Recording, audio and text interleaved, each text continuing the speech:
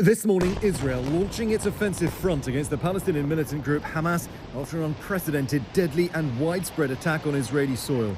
Here, Israeli armed forces target Palestinians at the Israel-Gaza border fence. President Netanyahu saying the first stage is ending by the destruction of the vast majority of the enemy forces that infiltrated our territory.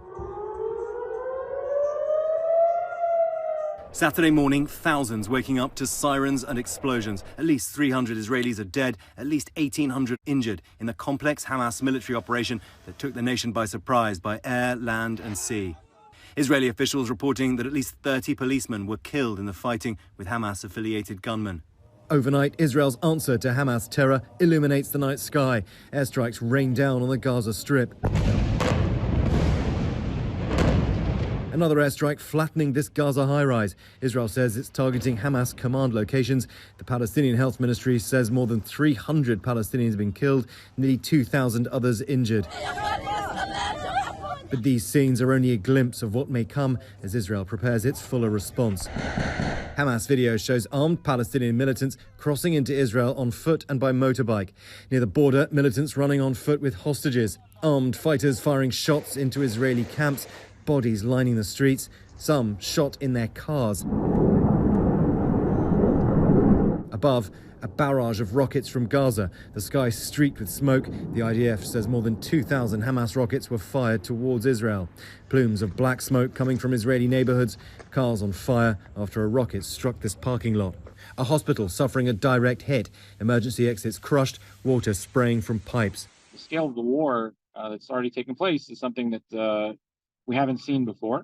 Volunteer EMS workers saying they treated 1,000 people yesterday alone. One of the things that we're facing now, even after just one day, due to the sheer scale of the operation, is a shortage of medical supplies already. We've already emptied out our entire logistics headquarters. At least 50 Israeli hostages have been freed by security forces overnight, but officials believe dozens of Israelis, soldiers and civilians, are being held hostage in Gaza.